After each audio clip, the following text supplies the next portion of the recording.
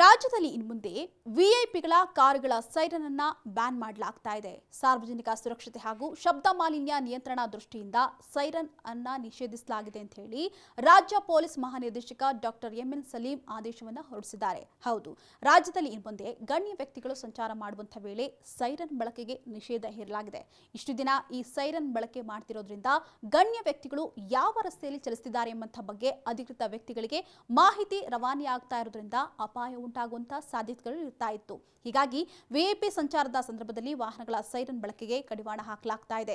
ಇದಷ್ಟೇ ಅಲ್ಲದೆ ಸಾರ್ವಜನಿಕ ರಸ್ತೆಗಳ ಮೇಲೆ ಹಠಾತ್ತಾಗಿ ಸೈರನ್ ಬಳಸ್ತಾ ಇರೋದ್ರಿಂದ ಇತರ ವಾಹನ ಚಾಲಕರಿಗೂ ಕೂಡ ತೊಂದರೆಯಾಗ್ತಾ ಇದೆಯಂತೆ. ಇನ್ನು ಸೈರನ್ ಬಳಕೆಯಿಂದ ವಾಹನವನ್ನ ಅಡ್ಡಾದಿಡ್ಡಿಯಾಗಿ ಚಲಿಸಿ ಬೆಂಗಾವಲು ಅಪಘಾತ ಉಂಟಾಗುವಂತಹ ಸಾಧ್ಯತೆ ಇರುತ್ತೆ.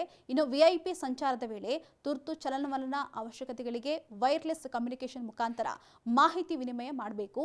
ಇನ್ನು ಈ ಸೈರನ್ಗಳನ್ನ ಕೇವಲ ಆಂಬ್ಯುಲೆನ್ಸ್, ಪೊಲೀಸ್ ಹಾಗೆ ಅಗ್ನಿಶಾಮಕ ವಾಹನಗಳು ತುರ್ತು ಪರಿಸ್ಥಿತಿಗಳಲ್ಲಿ ಮಾತ್ರ ಬಳಸಬೇಕು ಅಂತ ಹೇಳಿ ಆದೇಶದಲ್ಲಿ ಸೂಚಿಸಲಾಗಿದೆ.